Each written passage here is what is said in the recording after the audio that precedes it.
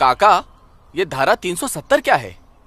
धारा 370 क्या है ये जानने के लिए 42 साल पीछे जाना होगा बेटा।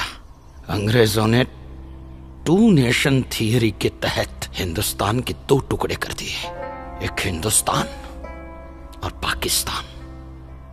पाकिस्तान की बहुत इच्छा थी कि जम्मू कश्मीर का विलीनीकरण पाकिस्तान में हो जाए, और राजा हरि सिंह चाहते थे कि कश्मीर एक स्वतंत्र देश रहे। वो न हिंदुस्तान में विलीन होना चाहते थे न पाकिस्तान में, और तब पाकिस्तान ने खूनी खेल खेला। अक्टूबर 1947 में पठानी कबायलियों को जम्मू कश्मीर के खिलाफ उकसाया, कश्मीरी पंडितों का कत्लेआम करवाया। ऐसे हालात देखकर राजा हरि सिंह ने घबराकर नेहरू जी से कहा, कृपा करके आप कश्मीर को बचा लीजिए। मैं ऐसे हालात में चाहता हूं कि कश्मीर का विलीनीकरण भारत में ही हो जाए, सेना भेजिए। लेकिन जब तक भारतीय सेना कश्मीर पहुंची बहुत देर हो चुकी थी।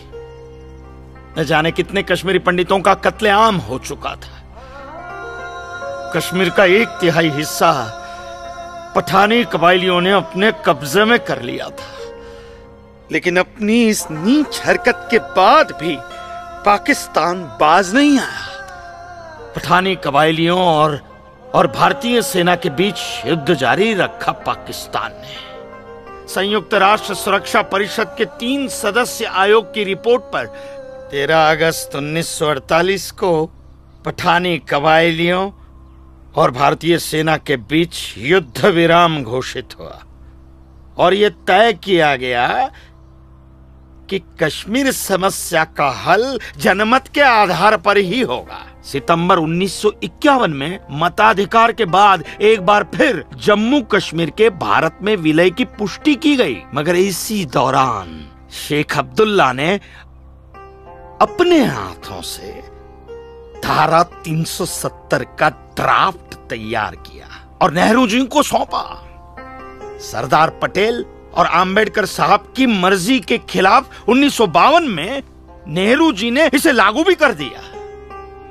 इसी धारा 370 की वजह से नेहरू जी ने कश्मीर को एक ऐसा विशेष दर्जा दे दिया जिसमें जम्मू कश्मीर राज्य ने हिंदुस्तान से अपना एक अलग संविधान स्थापित कर लिया। इसी धारा 370 की वजह से हमारे हिंदुस्तान का राष्ट्र ध्वज अलग है और कश्मीर का भी ध्वज अलग। इसी धारा 370 की वजह से कश्मीर की कोई भी महिला यदि भारत के किसी भी अन्य राज्य के नागरिक के साथ शादी करती है तो उस महिला की नागरिकता समाप्त हो जाती है। लेकिन यदि वो महिला अगर किसी पाकिस्तानी नागरिक के साथ शादी करती है तो पाकिस्तानी नागरिक कश्मीर का नागरिक हो जाता है, हिंदुस्तान का नागरिक हो जाता है। इसी धारा 370 की वजह से भारत के किसी भी अन्य राज्य का नागरिक जम्मू कश्मीर में जमीन खरीद नहीं सकता, व्यापार नहीं कर सकता। लेकिन जम्मू कश्मीर का नागरिक भारत के किसी भी अन्य राज्य में जाकर अपना व्यापार कर सकता है, जमीन खरीद सकता है, कुछ भी कर सकता है। अरे ये बिग लैंड एबोल्यूशन है, क्या है पता है? यदि जम्मू कश्मीर का कोई भी मुसलमान जमीन ठेके पर लेकर खेती करता है तो कश्मीर की सरकार उस हिंदू को बिना मुआवजा दिए वो जमीन जबरन उस मुसलमान को दे सकती है। ये है बिग लैंड एबोल्यूशन एक्ट, ये है धारा 370-35 से, और इसी का नतीजा है ये गिरधारी जी का फैसला। और सिर्फ यही नहीं, ये जो सरकार की ऋण निरस्तीकरण योजना है ना, इसके अंतर्गत उन सारे मुसलमानों का कर्जा माफ कर दिया जाएगा जो उन्होंने हिंदुओं से लिया। बताइए। सरकारी नौकरियों में 5% का आरक्षण हम हिंदुओं के लिए किया है। सारे हिंदू कश्मीर से चले जाएं, यही चाहता है पाकिस्तान और यही चाहते थे शेख अब्दुल्ला।